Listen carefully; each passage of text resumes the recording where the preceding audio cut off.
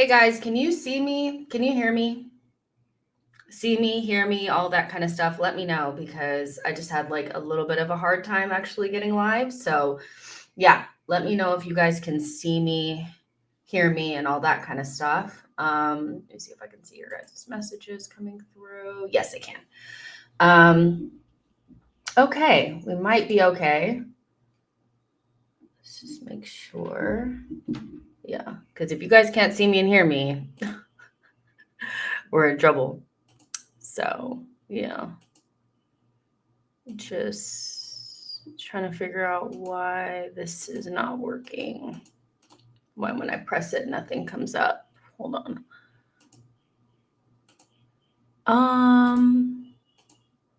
Yeah, just give me a second, guys. I'm just trying to figure out why this is not like when I press it, it doesn't come up.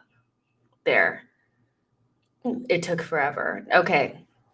Don't know why that's happening. Anyways, welcome to another live show, another daily download, Arsenal daily download. Make sure you guys are liking this video and subscribing to the channel, getting into, the chat, letting me know how you guys are thinking and feeling, all that kind of stuff. Just let me know if you guys can see me and hear me, because I can see myself on YouTube. I can see myself here, but I just need confirmation from like anybody in the chat if I'm live, if you can see me. Actually, I can, the video, okay. I can actually, yeah, I can see you guys here. Jordan Hill says, yeah, you're all good. Leopold says, yep. So yeah, basically the chat's not coming through on here for some reason, but I can see it here. So no worries, no worries. Make sure you guys are smashing the like. Sorry for the little technical difficulties. Just trying to, okay. Yeah, some stuff is not quite working right. So yeah. Anyways, as long as you guys can see me and hear me, we're probably good to go, which is great. All right. So welcome. On today's show, we're going to be kind of discussing the schedule, which is like kind of exciting because we know like just around the corner, the season is going to start again, which is going to be like crazy that it's just like, it's going to run up on us. Once the Euros are done, we're going to be talking about preseason, which is just crazy to me. The off season never feels like it's that long. And so we're going to be talking about the schedule. I have thoughts on it. Yeah, I'm sure you guys have thoughts as well. My prediction of Leicester at home did not come to fruition. So I'm a little disappointed in that just because I wanted to be like, hey, I got that right. But other than that, like, you guys can let me know in the chat what you guys think about it. I also want to talk about this little quote that came out from Ornstein about the priority being Arsenal's priority being a midfielder, which feels like a shift from, Sesko and the attack is now becoming a midfield priority. We can talk about that. I think also maybe it was David Ornstein and James McNicholas. And a lot of this, again, we've spoken about this, has to do with Declan Rice and what his position is going to be. And based on that, the type of midfielder that will potentially come in will be based around what position Declan Rice is going to play. I also want to talk about a link to Marc Guehi, a player that I've rated for a while now. I think, he was one of the better players for England against Serbia. So yeah, we definitely need to chat about that because we all know we're going to get a defender. We all know Arsenal love a Premier League proven player. Crystal Palace are probably desperate to keep him. So yeah, I think we have some things to talk about in regards to that. So make sure you guys are in the chat, letting me know what you guys are thinking and feeling. Remember, we're going to be doing another live watch along on TIFO on Thursday for England's game against Denmark. And that's just going to be the next one. The daily download will be before that. And then we'll just roll into TIFO to do the watch along. So make sure you guys sign up for that. The link is in the description for that. So don't miss out. And let's see. Jordan Hill says, are we getting City in the first few games? Haven't seen the schedule yet. No, we don't. Keenan says, Guehi just keeps getting better every season. And Justin J says, Onana, my son, your time will come soon. I have been seeing like a lot of Arsenal fans kind of like doing Onana prop, which is interesting to me because sometimes I do feel like it's like, okay, I feel like that's who we're going to get. So if that's who we're going to get, like now we have to try to like figure out a way to make it so that he's good. I don't know. That's how it feels to me. But you guys know how I feel about Onana. But for those of you guys who, I know it's not a lot of you guys, but you guys were here the other day. Somebody accused me of not liking black players when I literally want Guehi at the club. Like, is Guehi not black? I don't get it. But okay, so I just also Karl Hein is set to sign a new deal and will likely go on loan. So that's like news, but not like big news. And so yeah, Arsenal's priority this window is a midfielder. The club prefer a number 6 to a number 8. And they believe that that position has the best options in the market. So that's actually like the quote. So let me get the schedule up now. You guys, I got a desktop. I finally got one. If you guys are following me on Instagram, you will have saw it. You will have seen it because I posted it on my stories. But I got a desktop computer, which like I know this is gonna sound so weird, but I haven't had one in forever. So I'm just fucking loving it. I'm not gonna lie to you. I'm absolutely loving it. I'm actually just using the camera on my desktop for today just to make it a little bit easier and just to try it out. But yeah, I'm feeling good about my choice. I just feel like, what have I been doing my whole life? Like, what have I been doing? Okay, so let me just share my screen. Let's see. Here we go. All righty. Can you guys see it? No? Okay. Let's see. This is probably going to take me a second just to like figure out how to get to the next screen if I can.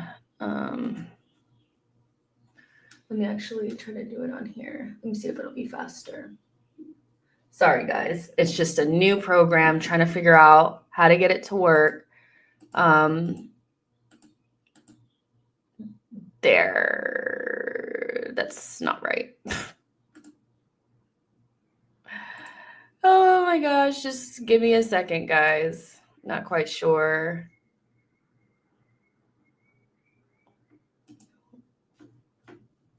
What is going on here? Oh my gosh. I'm clicking a different scene, one that actually has me in it. It's like this is just completely stopped. But yeah, just give me 1 second. Yeah, I don't know what's going on. I don't know. So I'm just gonna stop sharing my screen really quick. This is just so frustrating.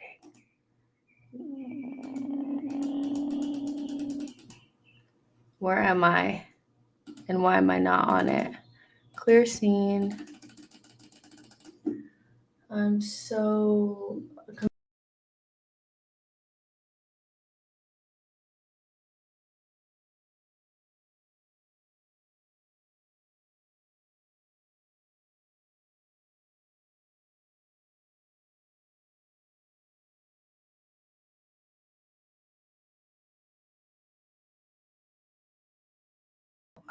I want to share my screen. I don't know why it's so hard on here.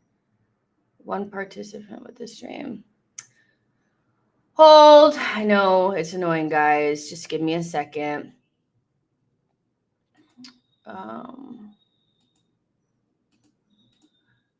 Let's see. I literally just, when I'm clicking it, it's just not going. So I'm not sure why that is, but whatever. I may not be able to share it on my screen, which is really annoying because that's the only way that you guys can actually see this with me. So let's see if I can just at least just share it. Like, I don't understand why it's so hard. Everything is just so delayed. Okay.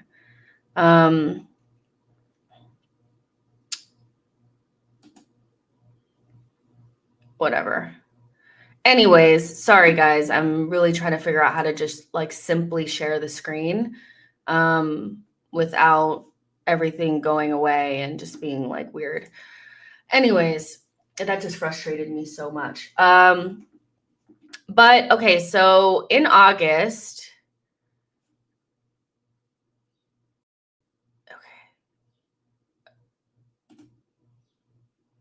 I think this might work in a second. Okay, so in August, we are going to play Wolves first on the Saturday, and then we're going to play Villa and Brighton. So those are some difficult games to start off the season just in general. Like Wolves at home should be pretty straightforward, but Aston Villa away. We had kind of spoken about this yesterday about yeah, see, I don't know why it's popping up in that corner. That doesn't make any sense. Like, why is it not in this middle box here? What is going on? Yeah. Whatever. I know you guys can't really see it because this is not right, but yeah, it's just not right. Anyways, so yeah, we play Wolves and then Villa away and then Brighton at home. And so that's like a difficult way to start the season off. Usually, I think at the beginning of the season, you kind of want to play like, oh my gosh, I have to just get rid of this. Okay, whatever. I'm not going to be able to share my screen. I'm so frustrated right now.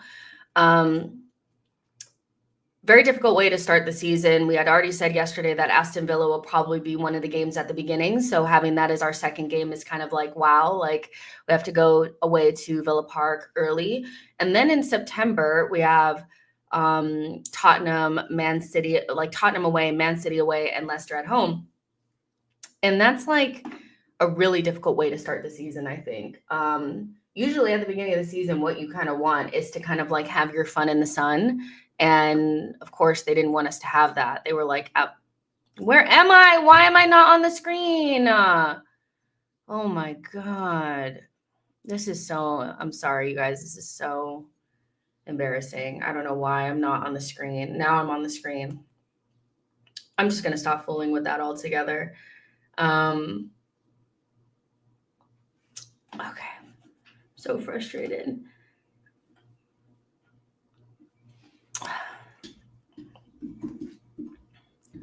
Okay, live chat. Anyways, okay. I have comments that can come up now, hopefully.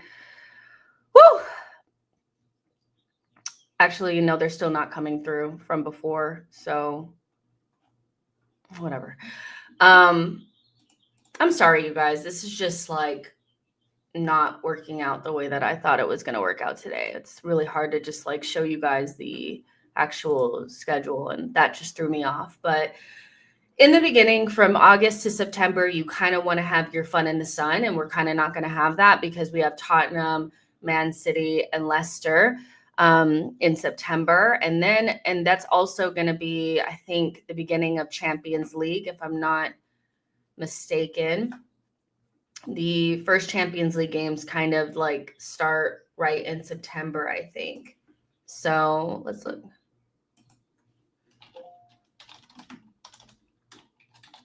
Arsenal schedule.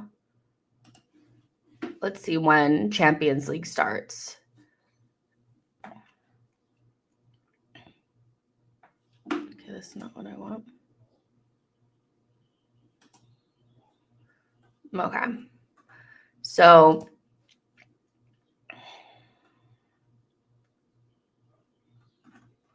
Aston Villa, September. Yeah, it doesn't have it on here. But I think around like the September time is when we're going to start with Champions League.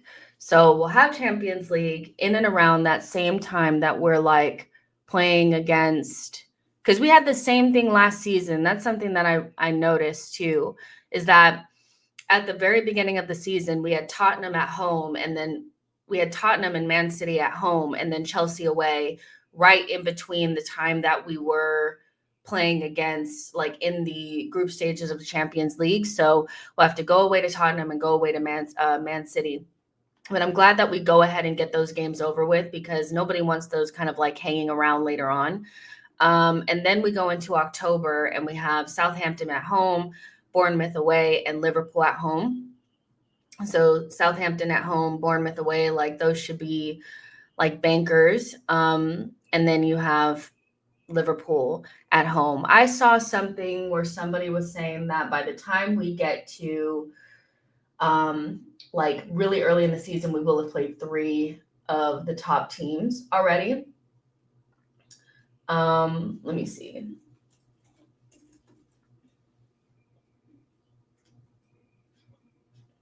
Okay. So I think this is Rory saying that by December 3rd, just 14 games in, we will have played all of the big 6, 3 away, as well as Villa and Newcastle away. That could actually be a really big advantage for us to, by the time we get to December, kind of already have played a lot of the big teams already away. So yeah, that's a good thing. Let's see what you guys are saying. I'm just so rattled by the way that this started. I feel like the show is like now ruined for some reason. Mosquito says, good afternoon, just greetings from Naples. O'Malley says, I'll take our 2 hardest away days early when they mean less, plus Spurs is after an international break. Let's see. You guys are so sweet. Thank you guys so much for like sticking around, and you guys know I'll always like come back, but like, yeah, it's like a lot going on. Keenan says, assuming we win against the big 6, it will be an advantage. And Caesar says, need to get our players early on. And so, yeah, it's like, it could be an advantage if we win those games, but equally, I think it's better not to be anticipating those games at the end and having them behind you. And then also when you play teams like this early, sometimes they're not as like ready to go. And if we can kind of be more prepared than we were at the beginning of last season, this could be a really good advantage for us. Because that's very true. That's a really good point that Rory makes. Aston Villa away, Tottenham away, Man City away, Newcastle away, and yeah, that's like 4 already. Then we also would have played Liverpool at home, and we will have played, I think, is Chelsea one of them? Yeah. Wait, hold on. Let me go back. Yeah. Aston Villa away, Tottenham away, Manchester City away, and Newcastle away, Chelsea away.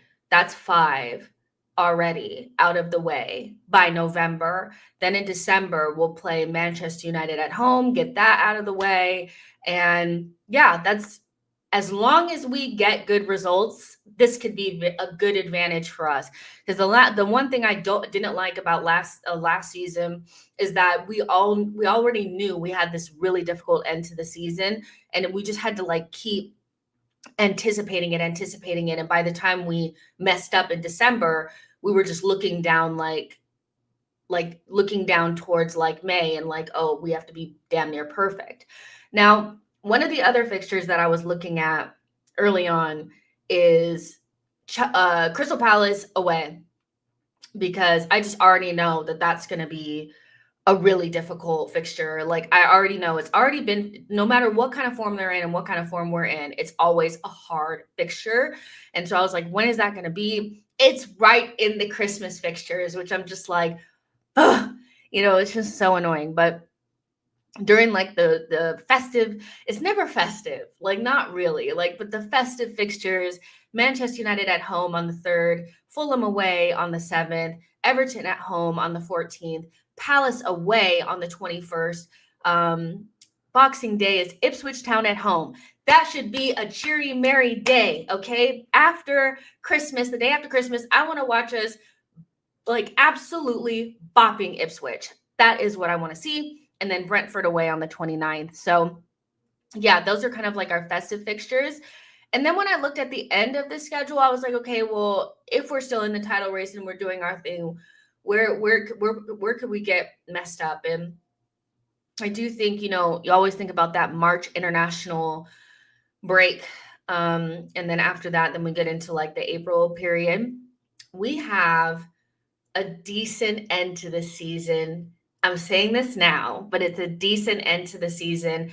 The only one that I'm looking at that I'm like, oh, that's going to be so tricky is Liverpool away on May 10th.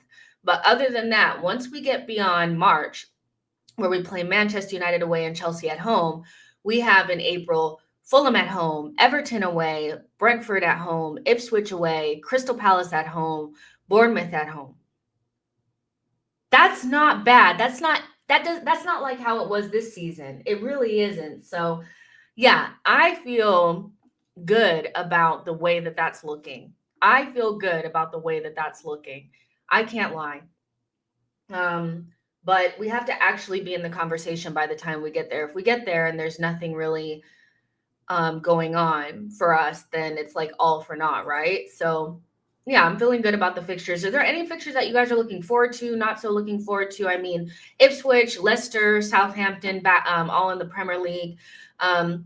Leicester is a team that like always brings the vibes, right? So let's see what you guys are saying. Dean says, if we can HO into the last 2 months, maybe hold. If we can go into the last 2 months top, I think we will win the league. I said it.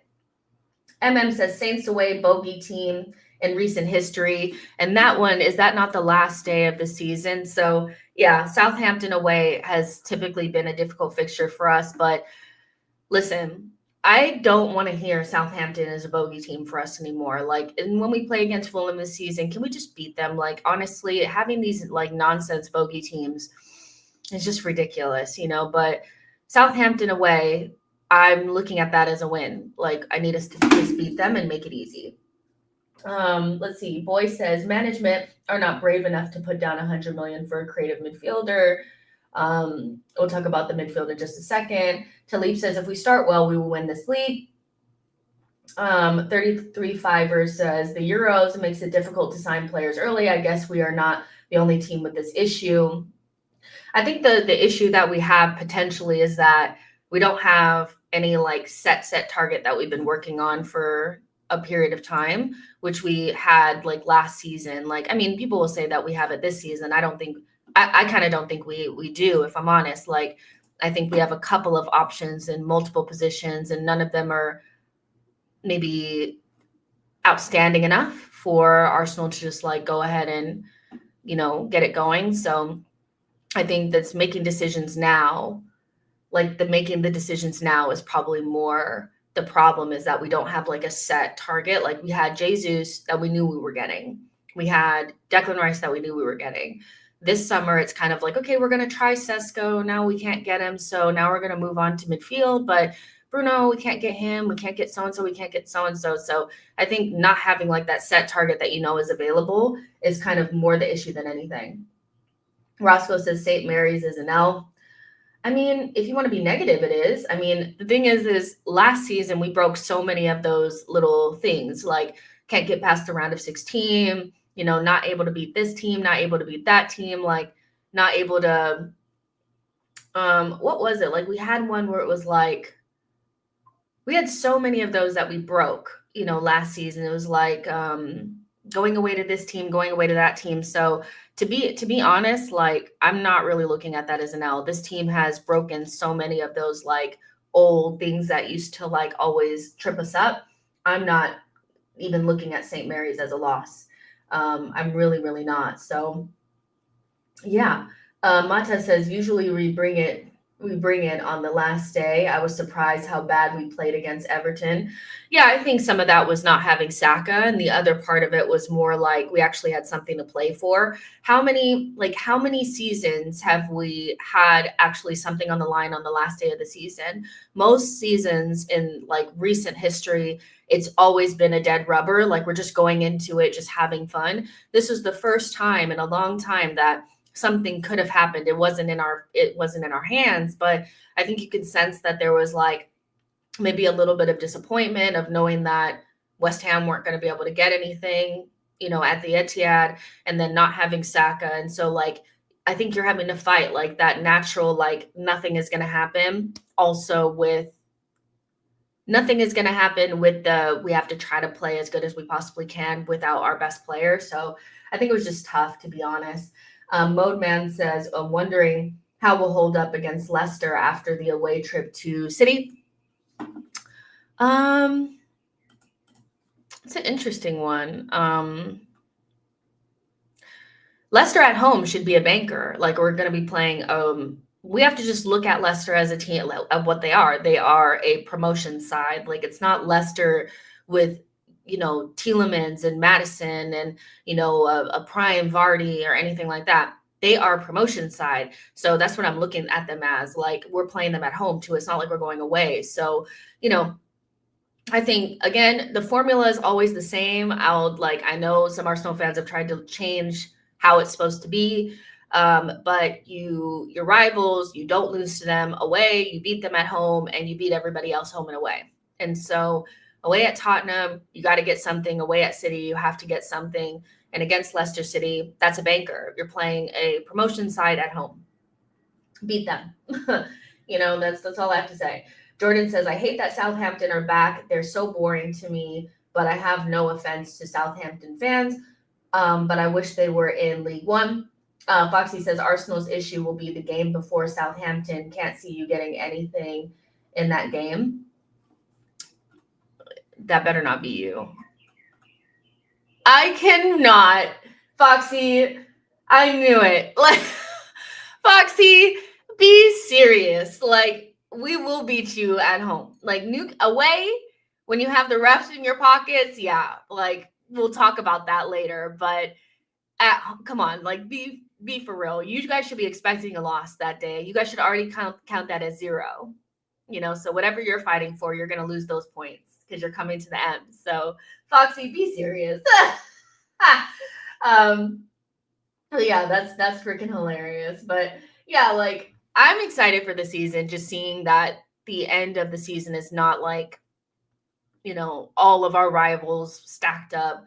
It's not like it was this season, but the beginning is tough. But the advantage to that is that you always have time to make it up.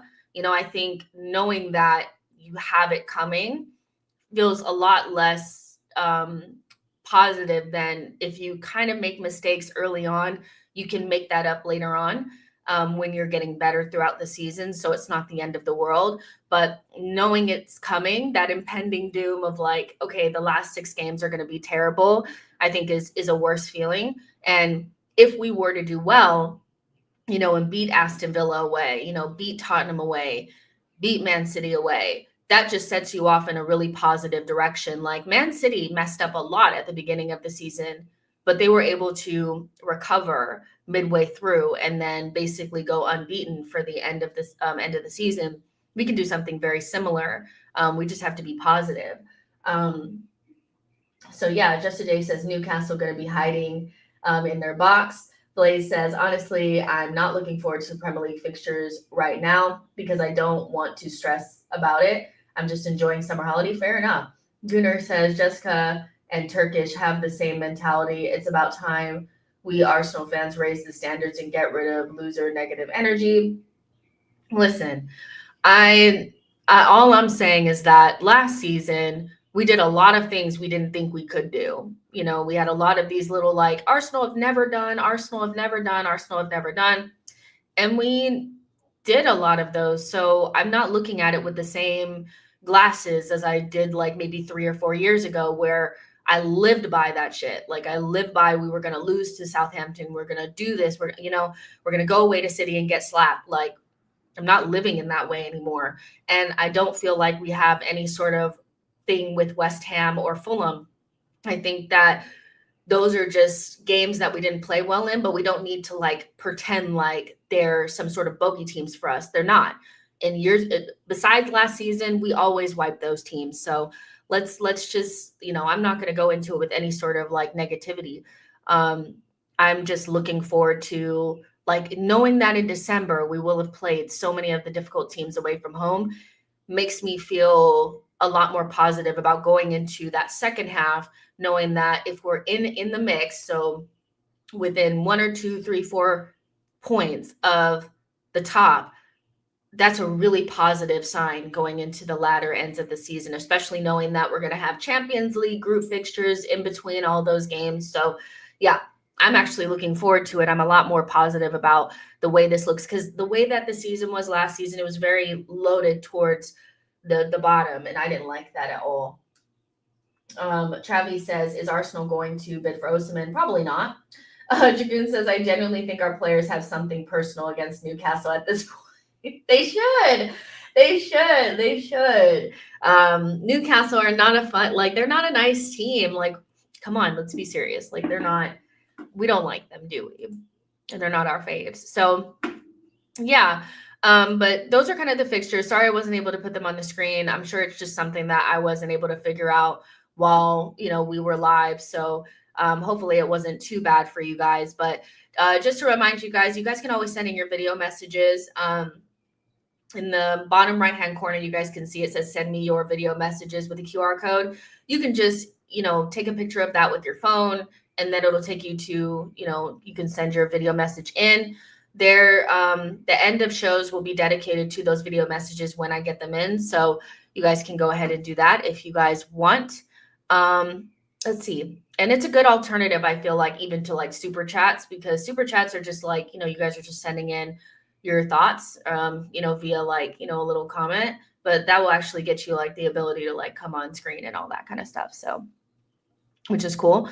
So yeah, let's go ahead and get into Arsenal prioritizing a midfielder. So let me actually pull up so I read it verbatim because Gunner Blog actually corrected Hagen this morning because he didn't wait. Because he actually didn't put this out correctly. So yeah, let me go into my bookmarks. I actually love that when journalists take the time to like correct the aggregators, because that they manipulate things to make it sound like it does, you know what I mean? Especially because like we know some of the aggregators can be a little bit like desperate for the news to come out, so they want to like kind of manipulate it. I kind of love when journalists have time, to correct people. But here is the exact quote, okay? Arsenal need another midfield player to complement Declan Rice. We know that, period, right? The indications are that Arsenal are leaning toward an addition, adding a number 6 rather than a number 8, as they feel there are more attractive options in the market. So that's exactly what they say. Not prefer a 6. They're leaning towards adding a number 6 because they feel like the options are better, which honestly, I'm actually surprised by that, because maybe they know something that we don't, but it actually feels like the number 6 market is harder because you can't get Bruno Guimaraes, you can't get Douglas Luiz, you can't get Zubamendi, and those were all like the top options for us for that 6/8. So unless they know something that we don't know, which is most likely the case, I don't actually know who these players are that they feel like are good options. So I saw in the comments already that like, the conversations around like Arsenal are afraid to spend 100 million on a creative midfielder. They're afraid to spend big. They're afraid to do this. I I don't know if I want to go that hard. Like, I don't know if I want to go that hard. I do feel like we have a tendency to go for sure things or things that we know can work for us, versatile players. We tend to focus on defense and not attack. So I can understand where that thought process is coming from. But genuinely, like, the way that we play doesn't really facilitate or offer a spot for two creative midfielders. Like, every time we try to play it, it's weird.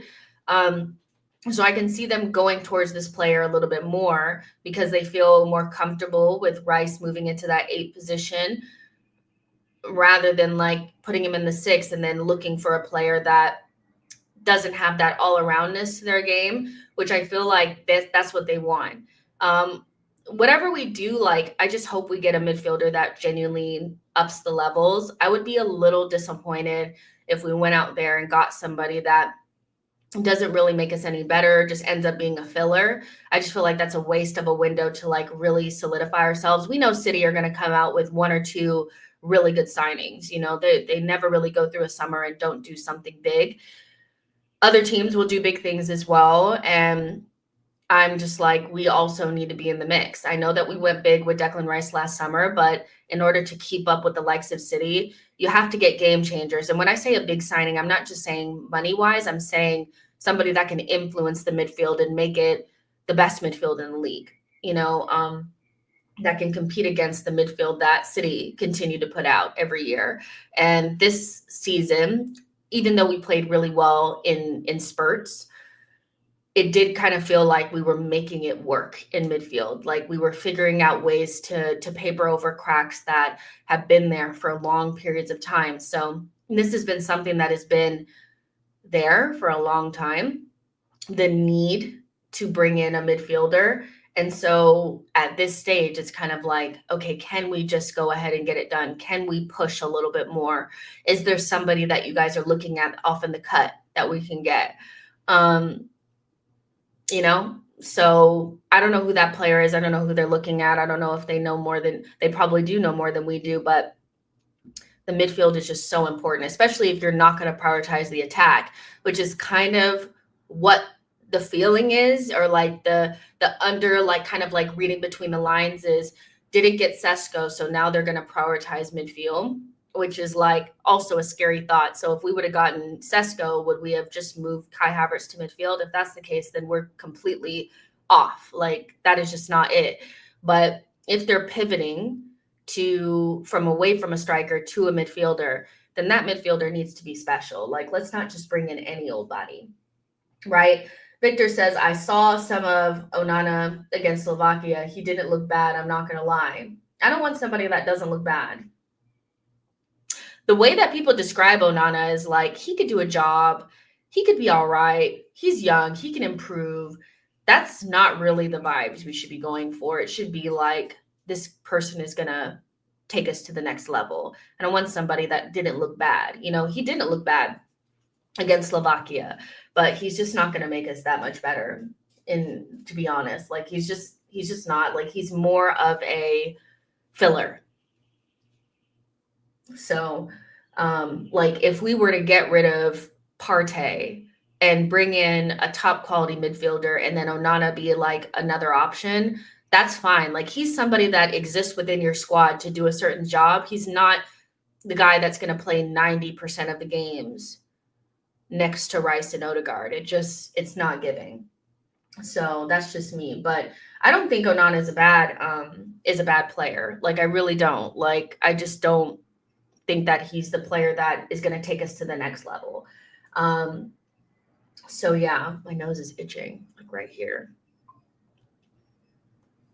So yeah, let's see what else you guys are saying.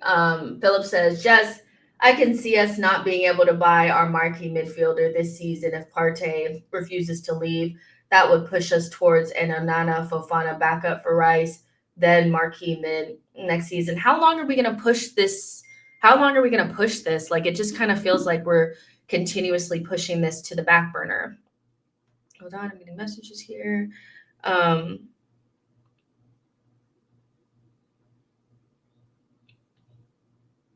Okay.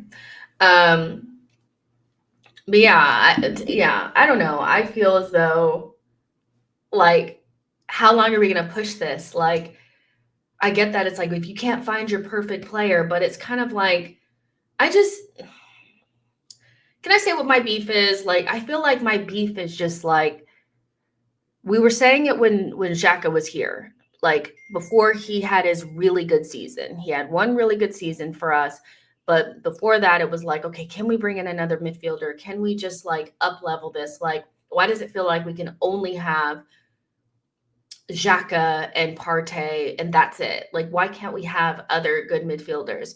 Then Xhaka leaves and we don't replace him. We bring in Rice, who ends up playing the six. So he did not replace Havertz or did not replace Xhaka. And then in order to make it work, because Havertz in midfield didn't work, I'm sorry, I'm standing on that. I'm standing on they found out that Havertz in midfield didn't work. And so they were like, okay, well, let's put Rice there because we trust him to play eight and he's versatile. And let's put Jorginho in there. There was no way that they expected Jorginho to play that much football. There's just no way. Maybe the original plan was to play Partey and Rice. I don't know. But it just feels like one in, one out. You know, we're kind of tiptoeing around a signing that could genuinely make us so much better. And I just am like, let's just do it. Like, what's so hard? Like, Marquee, like, other teams are going to sign really good midfielders, but we're going to wait around for somebody that doesn't exist. Like, just go out there and buy the midfielder. Like, I don't understand why it's so hard. Because we've needed it since Xhaka was even here. Like, Xhaka had one good season. It didn't like change anything. There were summers prior to that where I remember us talking about Ruben Neves because it was like we need to get somebody else in, and Ruben Neves was not the guy. But you know what I mean? Like, can we just do it? Like, I don't understand why that's always going to be my beef. Always going to be my beef with Arsenal is the midfield and the attack are sputtering like it's because we just don't address what we need to address. Again, had we had just like not got Havertz, I love Havertz. Don't get me wrong. Like, I love him. He's in my mind, love him, blah, blah, blah. He won me over. But if we didn't go that direction and we had bought any of the left center mids or any of the midfielders that were available last summer with Rice, we wouldn't be having these conversations. So, and I just still don't understand how we got from Gundogan and Mount to Havertz, and then we're not going back to that profile. It's just strange. So yeah, I don't really know what they're doing. I really don't. But going through another summer not getting a midfielder or not addressing the attack too, like I don't. One thing I know we're gonna do is we're gonna get a defender. That's for sure. Saida says, if we're signing a six, we're going to need someone that can break lines with their passes. Whenever Odegaard is marked out of the game, we lack creativity. Rice is good when he carries the ball forward. And, you know, so who is that player that's going to sit at the base of midfield and do what Jorginho and Partey can do, but with actual legs that's not old, that, you know, who is that player? I don't know who that player is. I don't see them out there on the market. Unless they go for like, I don't know what they're going to do. I really don't. They have to know that there's somebody out there if that's the player that they're looking for. You know, Keenan says Rice can't play left center mid. His whatever is 50th percentile. He needs to play six if we are going to win big trophies. I always felt like Rice should just play the six. I don't know why we're trying to shoehorn him into the eight. It doesn't make sense to me. It's never been my preferred. My preferred has always been let players do what they do best. Like, he plays there for England, he should play there for Arsenal. We're going to stunt his growth by trying to shoehorn him into the eight because they don't want to go out there and buy eight. Like, just either, I don't know. Does it have to be £100 million super signing from the Premier League, or can we go to France and go buy someone? Like, you know what I mean? Like, that's my question. I don't get it. But who is the six that you're going to buy that's better than Rice in the six? Like, it doesn't make sense. I would prefer us just to double down on something for once. Like, just double down on Rice being the 6 and just let him play there, because he was doing just fine there. And I think he's never played 6 with a really good number 8 next to him on the left-hand side. Like if we had played, let's say if we played Rice with Xhaka and Odegaard, we would have been just fine. But it's like, okay, instead of just, I don't get it. Just is there no midfielder out there? There has to be one. Like, how are other teams surviving? Like, I don't get it. But I'd rather them just double down on him being the 6 and just buy a regular midfielder, like just a regular midfielder that is good in all phases. Like, it's just so hard for Arsenal to do it. They're pretending like you have to go get fucking Pedri. You don't have to go get Pedri. Just go get like a good player. Like, it's so weird. You guys know how I feel about Adam Wharton. If we went to Crystal Palace and gave them 60 million for Adam Wharton, I would say, finally, we're doing the right things. Like, get the player before they become a £100 million player. Get him ahead of time. You know, if you can't get João Neves, which we're not going to be able to get João Neves, go get Adam Wharton. He is going to be the next big midfield player in the Premier League. It's just so obvious. He has all the makings of somebody that can play that left 8 and do it really well. He can pick that pass. Like, he has all the vision and the confidence to do those things on the ball. And Arsenal need players on the ball in midfield. Like, some of our players don't want to get on the ball. They're not desperate for it, and they don't want to make the pass, or they don't feel confident that they can make the pass. He's not like that. He gets on the pitch, make the pass. Like, if we went to Crystal Palace and we did it, we said 60 million, we want him. He's going to be playing with Rice in that midfield for the next 4 or 5 years for England. So why not just get ahead of the game and have him play for us? Like, it's just do it. Like, I don't get it. Ramen says, Ramen says, good afternoon, Habibi Jess.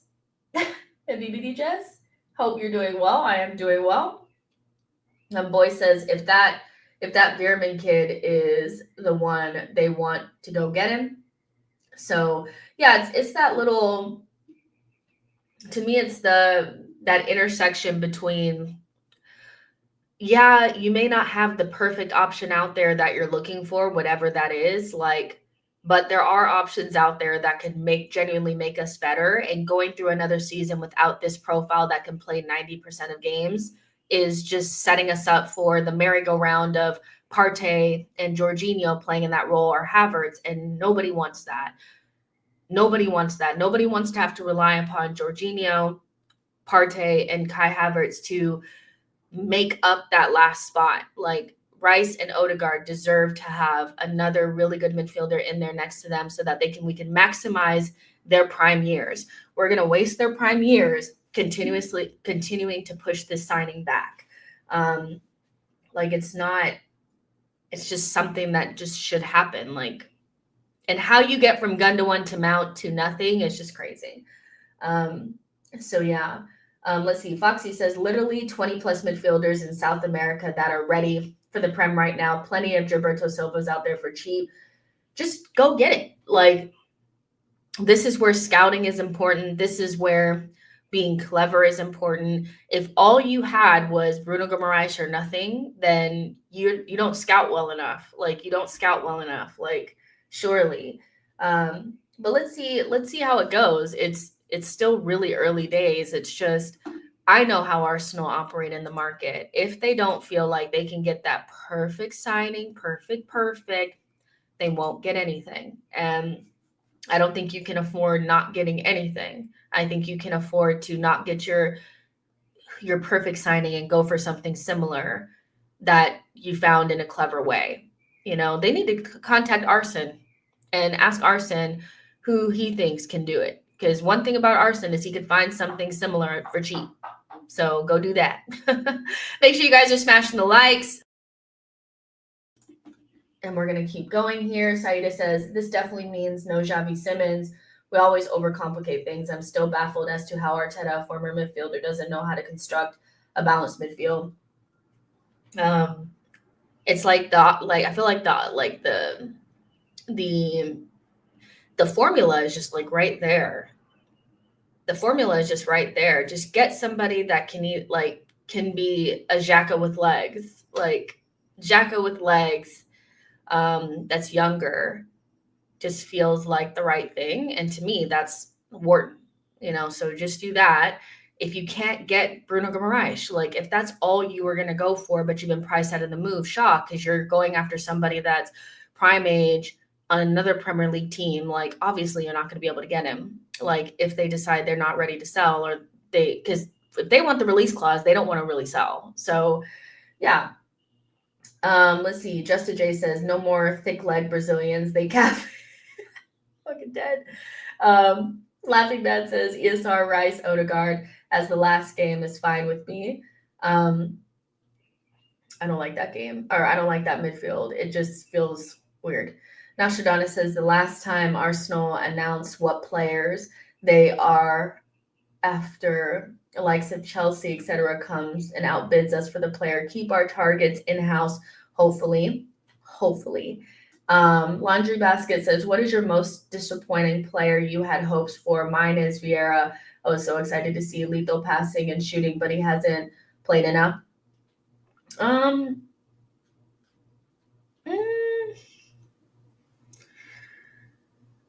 mean, I feel like either Jesus or Partey have to be in that category. They cost a lot more. They're on bigger wages. They came with more clout, and both players are not really like, I don't know, like Jesus probably less so, just because Jesus I would actually take out of that because I knew what he was before we signed him. I think Partey has to be one of the more disappointing ones because he's been here for 4 years and has put together one solid season where he's been actually available. Every other season has been him just being injured. So I would say because we felt like we had solved our Vieira problem with him, he has to probably go down as one of the most disappointing. We went up there and paid a $45 million release clause during COVID when we had no money. And he's really not solved the problems. Like he's somebody that you can barely name any like games or times where he like really put us forward. So yeah, I think probably Partey has to be one of the most disappointing in terms of hopes. We had a song for him, we chased him all window, finally got him, and in 4 years he's been fit for one season. Like it has to be him, especially with we know how good Thomas Partey is. Like we saw him at Atletico. It's one of the few times that we bought a player in their prime and spent a whole, like we triggered his release clause. Like we don't do that very often. When's the last time we paid for like a prime age player and spent like the release clause? Paying a release clause is way different than just paying regular fees because you can't break it down. You have to actually give all that. And like, again, we were broke because it was the middle of the pandemic and we weren't bringing in any money, and Arsenal were in a really bad we weren't healthy financially. I think people forget that like where we were in 2020 is not where we are now. Like 45 million release clause back then is so different. And so I would say he's probably been the most disappointing just based on how good we know he is, how he was supposed to solve the Vieira problem, and how he's just never really been fit. So it has to be him, I think. Art says Rice in the 8 and Partey at the 6 was elite. He looked worse with Jorginho because he had to track back more. I disagree. I think our best period of the season was actually when Jorginho was playing with Rice. That was actually when we played our best. Partey came in and he played well against Chelsea, didn't play that well against Tottenham, definitely didn't play good against what was that game where he got whooped? There was one game where he was just like atrocious. So he played like 5 games. And I think in that 5, like, cause he genuinely played 5 games at the end of the season. And I think he had really good game, maybe like against Chelsea, okay against Spurs. So yeah, not quite sure that I agree that like that's when we looked our best. Like when we were beating teams 4-5-0 every single game consistently, that's when we were at our best, I think.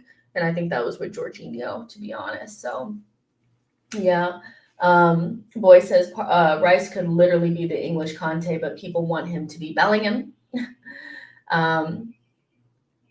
So yeah, Vincent says Partey problem is not the talent but fitness. Nostradamus says Partey was signed on the last day of the window, triggering his clause. I doubt Atletico will ever deal with us again. Probably not. Yeah, it was United. Yeah, Neil is reminding me there was another. I was like, there was a game where he wasn't good. So you had to play 5 games at the end, and you were good in like maybe two of them. So, like where you made like no mistakes. Where again, like we had at least like, let me look at it. We had like a 8-game stretch where Jorginho played, and we were just like outrageously good after we came back from Dubai. I don't know why people are discounting that time as not the best time. Like we were so good then. We weren't even conceding as many chances. Because again, like there's always pros and cons to having different players in your team. We may have gotten maybe a couple more line breaking passes with Partey in the team, but we were also more exposed at the back. Like the amount of chances that we gave away against Chelsea, against Tottenham, against Man United were all like a direct consequence of having Partey instead of Jorginho. And yeah, Rice had to track back more, but it didn't cost us anything because we had more clean sheets. We had more goals. We were better like in that period. So I don't know why people are discounting that period and also pretending like Partey played 5 good games. He wasn't good against Everton. He wasn't good against Man United. He was okay against Tottenham. He was really only good against Chelsea. Like that's it. So yeah. But again, if you got like, I just feel like people want to discount Georgie because they're trying to like push like this Partey narrative or something. He didn't play all season, guys. Like he was just whatever. Like he really didn't play at all. So, Gunnar 217 says Bar Spurs at home. Jorginho was one of the most effective players in our team. People have an agenda against him. I don't even think it's like I think it's an agenda against Jorginho that's a direct consequence of like Partey. Like people that love Partey want to pretend like Jorginho didn't do well. And I was somebody that never wanted Jorginho, but I have to be honest, when he came in after Dubai, that was our best period. Like when we played against Liverpool, that was one of the best games that we played all season when we beat them at home. And like, again, Liverpool is a much better team than Chelsea, and we absolutely dominated them with Jorginho in midfield. So I think Jorginho deserves a little bit more respect than what he's getting. But again, like you can't discount that his introduction in the team and Havertz going up top was more influential to our season than Partey coming in for the last 5 games. You just can't, even if he cost us the North London derby, that's one game. Like that's one game, and he didn't cost us the North London derby. Like multiple players made mistakes. I don't know if you guys forget, but Jesus missed a sitter. That was awful. So yeah, but I get it. You can't ever say Jorginho is doing well because what people are hearing is Partey sucks. Partey didn't play all season, guys. Like he doesn't get any credit for this. He gets no credit. Like he literally gets like a not available or like an incomplete for the season. Like he wasn't there. Tony says, if we don't get a CM, hold on. I'm trying to see this comment better. Okay, if we don't get a CM, what split 50-50, Jorginho and Partey, are we screwed? That's the problem is like, there's just no way that we can go into next season with the options for midfield because it's not going to be like, even if like Fabio Vieira and Emil stay, it's not going to be Fabio or Emil are never going to be the options. The options will be Havertz, Jorginho, and Partey. Those will be the options for midfield. And none of those fill me with any sort of like joy because I know that Jorginho is supposed to be the El Neni. He's supposed to be a really good squad player that we can rely upon in cup games and stuff like that. For him to become a starter, as much as I like him, it's just not, that's just not what, I don't think that's what we should be doing at this stage. Partey should be the guy, but he's not because he's never fit.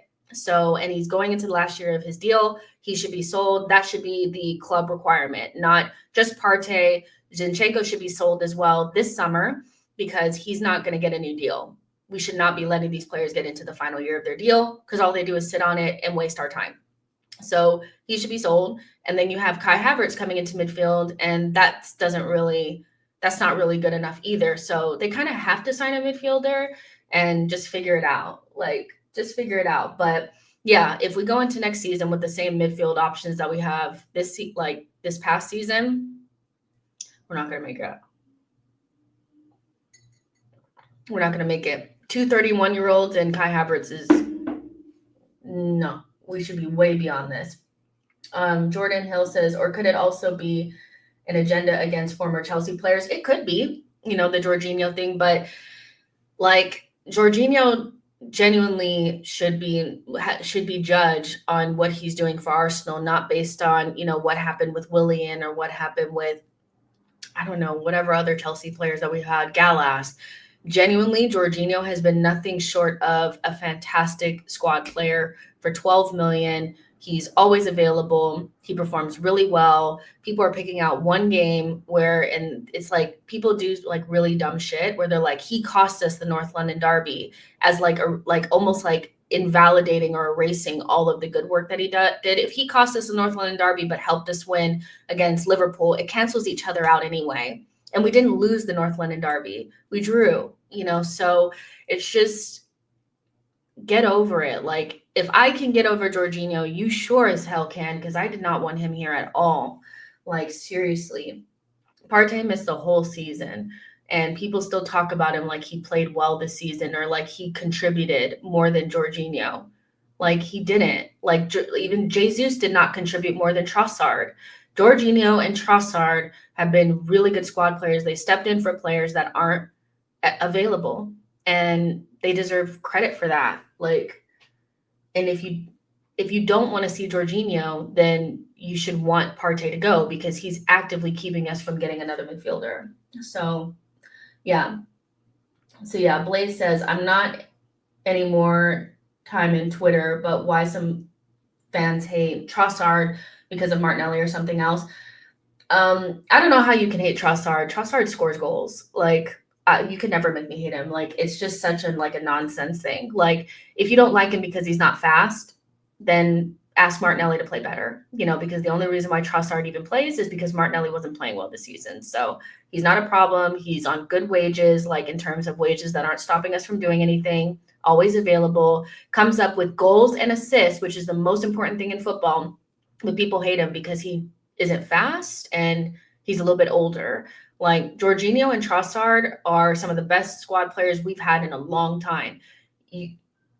They're not the problem. But yeah, last but not least, I do want to talk about Marc Guehi too, just really quick. I don't have the little thingy up for it, but I don't have like a graphic for it because I saw the news like later on. But Guehi is being linked with Arsenal again, and I like it, and I think I deserve it. Sources with close understanding of the situation have told Caught Offside that Arsenal and Newcastle are keen on Marc Guehi, and both clubs could try to negotiate negotiations going by making opening bids for the player. Crystal Palace are understood to value Guehi around 50 million, which Arsenal and Newcastle consider too high, which is, I don't know how you guys think you're gonna, like, if Arsenal and Newcastle are serious, like, they should not expect to get Marc Guehi for less than 50. It's just weird. Like, Marc Guehi is he's worth at 50 million. Like, he is. He can play on in multiple positions. He's really solid. He's English. Like, you're gonna pay at least 50 million. Let's be serious. But he's also, I think, somebody that they want to tie down onto a new deal.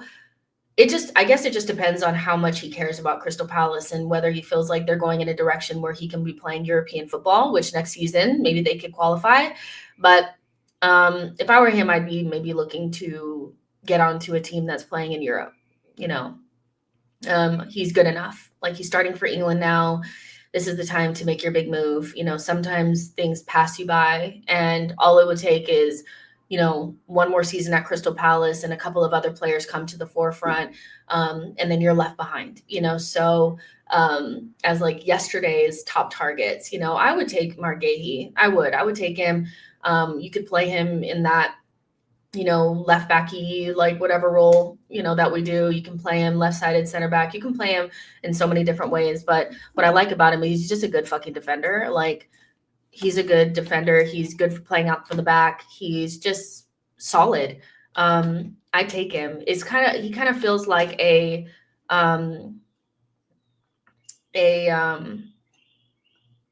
what's his name? Nathan Ake type of signing for Man City. He's shorter, so I know people are like, I don't want him at center back because he's too short. But, if you're good, then who cares? I wonder how much Chelsea would get for him, or how much Chelsea would get, because I know that they probably have some sort of sell on. Crystal Palace are going to demand this much. Let's see. It says United are also interested. Like Guehi is just an alternative to Jared Branthwaite. So I think this is just United trying to negotiate, like they have another option, but I don't think they're actually interested because they want Branthwaite. But yeah, I feel like Chelsea probably have some sort of sell on or something for him. But I really like Guehi, and I would take him. I think he's really good. And if we're going to get a defender, get somebody that we know is already good. Like, I mean, I know that some people want an overlapping fullback. I just don't see us doing it. I don't see us doing anything outside of what we would normally do. So a center back and play him across the back line is probably what we're going to do. Like, I just don't see us doing anything different. But let me know what you guys think, because, we saw him play for England the other day. I thought he looked really good. He's 23. He'll be 24 in July. It says he's on like 50,000 pounds, but per week, but we don't know if that's actually true. He's right-footed, but he usually plays on the left, which is interesting. So I don't know how you guys feel about it. Let me know, but I do feel like we probably are interested in him. It just depends on, I think, the fee, because for some reason everything has just gone quiet on Hato. I've never even seen a fee for Hato, not once. So, I'm not sure what's going on with that. Lightly linked with Gutierrez, lightly linked with this Ferdy Kadioglu person. So this feels more like something that we would do, just what we always do, Let's see. I just saw something so funny. But I can't share it because it's not nice. Otani says Guehi never plays well against Arsenal, so I'm biased. Ake is much better. Fair enough. Art says Gabriel is levels above Guehi. That's not the point. So should we never buy any new defenders because they're not going to be better than Gabriel or Saliba? This can be really hard to find players that are better than them. Nostradamus says it's not interesting because Shoni played on the left side beside Murder Soccer. It's not that interesting. It's interesting to me. Tony says Hato renewed. I think it confirmed that he's staying. Michael says, I really hope that Guehi links mean that we're getting a defender no matter what this summer. We are pretty lucky with the fitness of our starting center backs last season. Keenan says Guehi is as good as Gabriel. Monta says he's starting for England. Is he going to want to sit on our bench, really? I mean, you don't actually – like, I actually liked the way that we played last season a little bit more, like towards the end. Again, there was basically, once Arteta decided to play people in positions that suited them better, we started to play better. Shock. Instead of playing Kai in midfield and making Kivior invert and playing nonsense up front, he put Kai Havertz up front. he put a balanced midfield in, and instead of inverting on Kiwior's side, he inverted on Ben White's side. And I think that that suits our team a little bit more because our right-sided players are better in possession. Ben White is better in possession than Kiwior, and Kiwior can just play like a left-sided center back. And so I could see him actually playing that role, which is the role that Hato would have played anyway. Is it exciting? No, because people want an overlapping, marauding fullback, but this is Mikel. We're not getting that. Like, I just know we're not getting it. We're going to look at somebody like this. This is right up Mikel's alley. We're going to have to pay a lot. He's English. He was know what he's going to get from him. And so if you invert on the other side or play like more with a 3-back with the right-sided player being more tucked into midfield, that makes more sense for Ben White and Timber. I think that that suits their skill set a lot more than the left-hand side being tucked in and them playing like the center back. That to me, because our left-sided players are not as good on the ball. They're just not. Kiwior, Tommy, they're not as good on the ball. So do the other side. I think that that makes sense. I can see this coming to fruition unless he signs a new deal, but it's all up to Guehi. Like, he could stay at Crystal Palace and start, or, you know, he could come to Arsenal and maybe play left-sided center back, whatever. Like, that's what we're going to be doing. Like, we don't do anything outside of what we normally would do. Lion Knight says, if Arsenal sign Onana as a 6, meaning Rice will play left 8, means we're in trouble. Foxy says, a lot to be positive about at Palace at the moment. Think they can finally be a club that pushes for Europe. If Guehi can start for England while being at Palace, player, why not? Probably because there's no guarantee that Palace will get into Europe. Like, it all depends on how many players they lose. They're still in a position where they'll probably lose quite a few players. Like, let's say they lose Michael Olise, which looks very, like, that looks like it's going to happen. They're going to lose Olise, which is one of the main reasons why they're so good. Maybe they lose Eze as well. Maybe they lose Wharton. If you lose 2 of them, are they the same? Can you replace them? Are they going to be able to find somebody on the market to replace Wharton? I don't know. Find another Olise. They can get Somerville. I don't know, but there's no guarantee. And so I guess my caveat to there's a lot of good things happening for Crystal Palace, why move, is that if Crystal Palace don't make it into Europe and other players become available, then the chance to move sometimes passes you by. And so you will have spent another year at Crystal Palace, maybe not in Europe. Yeah, you may be a starter for England. How long does that last? You know, so I would say it's a short career. You're turning 24.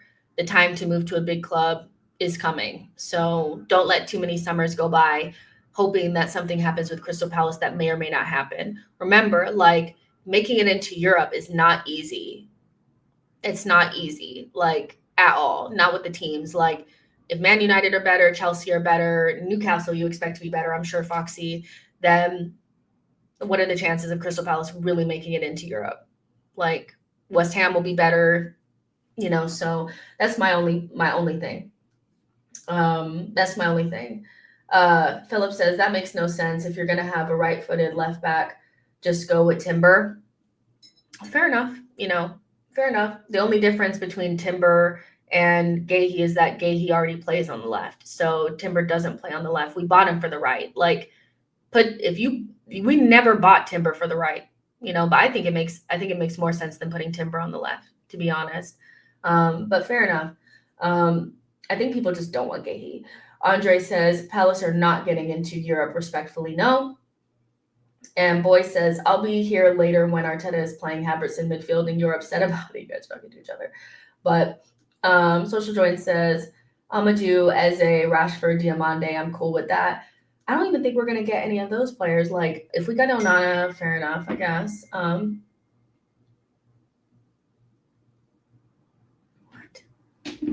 I just got I'm getting so many weird text messages. No. But I don't even think we'll get any of those players. We're not getting Rashford. We're not getting Diamande, probably. Eze, we're not getting. Like, I don't see us getting any of those players. I don't even see us getting 4, like, field player or, like, outfield. You know, I think we'll get 1, maybe 2, 3 at the most. Another one will be a goalkeeper. Yeah, I don't know why people are forcing this whole, like, just play Timber on the left. Like, he was never meant to play on the left. But Guehi already plays on the left. So moving Timber, a player that always played on the right, to the left, versus having Guehi that always plays on the left, how does that? I don't know how that's not computing. And this, I know people are desperate not to play Timber on the right, because then it's like, what happens with Ben White? Ben White has to fight for his position. That's what happens. Let's see. Tony says, on the strange text messages, same. I'm getting strange text messages all the time from people that are like, we have online jobs, we have this. It's like, who's selling my number? But yeah. Nostradamus says, Havertz as a false 9 suits changing the formation slightly, though, could be a big step up. I don't know what's going to go on with Havertz. He better stay at false. He better start at 9. He's playing 9 for England, or not for England, sorry, Germany. Just keep him there. Just keep him there for Arsenal. Do not move him back into midfield. That would be a step backwards for us, I think. I know people think that we're going to play the diamond. I even think diamond just confuses everything of what we're trying to do. When we tried to play it originally, it just was so, it was just not working. And then Partey got injured, and then we just disbanded it. If we could just go into this season, and this is how, like, obviously, like, we'll end the show here, but this is how, like, I really think we need to be really smart about how we buy new players and how we go into the season, because again, we have a really difficult start. We went through it at the beginning where we have a difficult start with like Wolves at home, then Villa away, then Brighton at home, then Tottenham away, and Manchester City away. The last thing we need is to be trying to figure shit out in that time. You know, we don't really need to be recreating the wheel. We play really well with 4 really good defenders, with Declan Rice and another 6/8, or somebody that has the deep line playmaker abilities next to him, Odegaard in a freer role, and Havertz up front, and 2 wingers. That's all we need to do. We don't need to recreate the wheel. Please do not do anything silly. Don't go into the diamond and try to teach the diamond during that time. We don't have time for that. Play the way that we played at the end of last season, but make it better.